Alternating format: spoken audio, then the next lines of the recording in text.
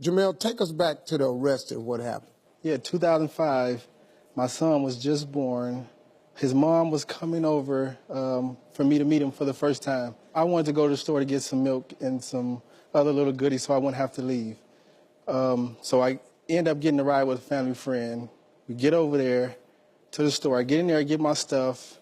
I come out the store, and boom, Andrew Collins is right there approaching me talking about where's the dope. And I'm like, what dope? So he searched me again and was like, where's the dope? I'm like, what dope? I don't have any dope. And at that time, I stood by the marked car, and he walked towards the truck that I was in. And when he came back this time, he wanted to search me again. And I'm like, at this time, I'm mad. I'm irate. I unbuckled my pants and pulled down my pants and underwear, raised up my shirt, and was like, I don't have any dope. And from that point, I went to jail and never got to see my son, and sentenced to 10 years in federal prison.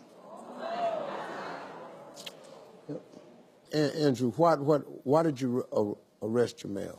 Yeah, so Steve, at that point in my career, I was pretty young, and I noticed that when I would handle narcotics investigations, when I would get a big bust, I would get a lot of attention. And my head started to grow, and I started to do little things that led to bigger things that led to, by the end of my career, full-blown corruption. So on that day, I got a tip that there was going to be drugs delivered to that location. When I got there, there was one gentleman there, and then Jamel came out. And I wasn't sure what Jamel's part was with it, but I felt like the gap that was there in the story was my job to fill for justice to be served. So we found an ounce of crack in the car, and I just basically made up the story that Jamel had to have known because it was his drugs. So I wrote the story as, so if any reader would listen or read, they would say, well, yeah, it was his dope. Okay, so Andrew, how did this truth catch up? How did we get here? Right, yeah, so that was 2005. By 2008, these little steps towards corruption I was a full-blown corrupt cop. And I ended up getting caught with crack, heroin, and marijuana in my office, and then the feds got involved. And so I shut down immediately because I didn't want to be prosecuted. But the longer I was away from police work, the more I wasn't just sorry that I got caught, but I was sorry for what I had done to people. Because this wasn't who I was. It was who I allowed myself to become.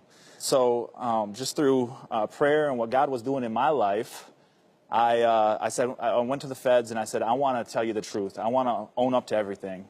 So we sat down and we started picking through these pieces of bad reports that I had done. Because it wasn't just Jamel. So by the end of that, over 50 to 60 cases were overturned. And then I pled guilty in January of 2009. I was looking at 22 years in prison. I ended up only doing 18 months by the grace of God. And a week after I pled guilty, Jamel was released from prison.